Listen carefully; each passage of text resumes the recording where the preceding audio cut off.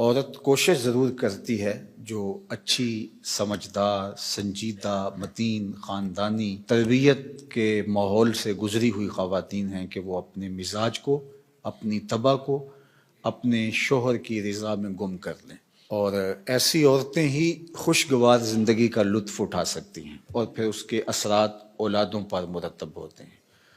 اور مرد کے حقوق کو بیان کرنے کے لیے اللہ کے محبوب علیہ السلام نے جو تمثیل بیان فرمائی ہے اور جو پیرایہ گفتگو حضور نے اختیار فرمایا ہے، اس سے بہتر ہو ہی نہیں سکتا۔ ہوا اس طرح کہ صحابہ حضور کی خدمت میں حاضر ہوئے اور کہا کہ ہمارا اونٹ دیوانہ ہو گیا ہے، فرمایا چلو میں تمہارے ساتھ چلتا ہوں۔ صحابہ کہتے ہیں ہم ڈرے، کیونکہ اونٹ جب دیوانہ ہو جائے تو پھر اس کو سنبھالنا آسان نہیں ہوتا اور وہ سخت حملہ آور ہوتا ہے۔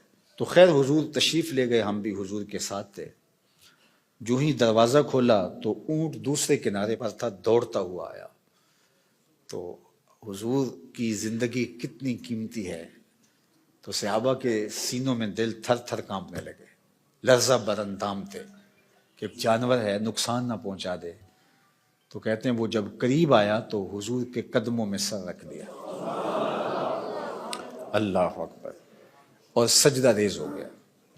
تو جب اونٹ نے حضور کے قدموں میں سجدہ ریزیاں کی تو صحابہ جو پہلے ڈر رہے تھے اب ان کی کیفیت عقیدت اور بڑھ گئی کہ جانور ہو کے حضور سے اتنا پیار کرتا ہے، ہم تو سینے میں دل رکھتے ہیں۔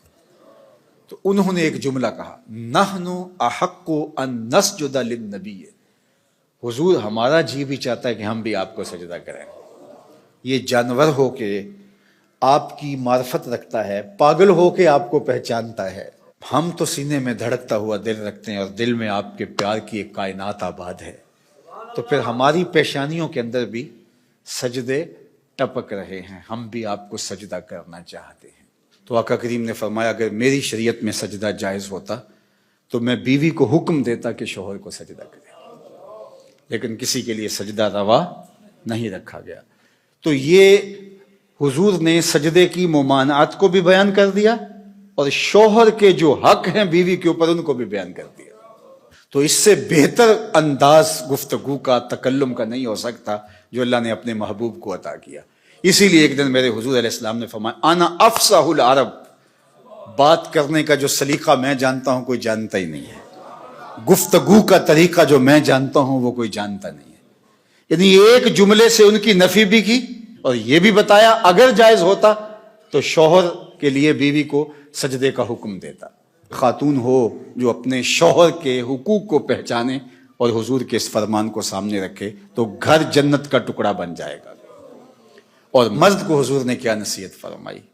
مرد کو کہا کہ عورت کی اگر کچھ باتیں تجھے ناپسند ہوں تو اس بات کو دیکھو جو تمہیں پسند ہو، اللہ اکبر۔ اور میں کہا کرتا ہوں نکاح کے بعد یا تو شوہر اپنا گھر چھوڑ کے خاتون کے ساتھ چلا جائے یا خاتون گھر چھوڑ کے شوہر کے ساتھ آئے، دونوں میں سے ایک تو ہوگا، لیکن یہ قربانی مرد نہیں دیتا، یہ عورت دیتی ہے۔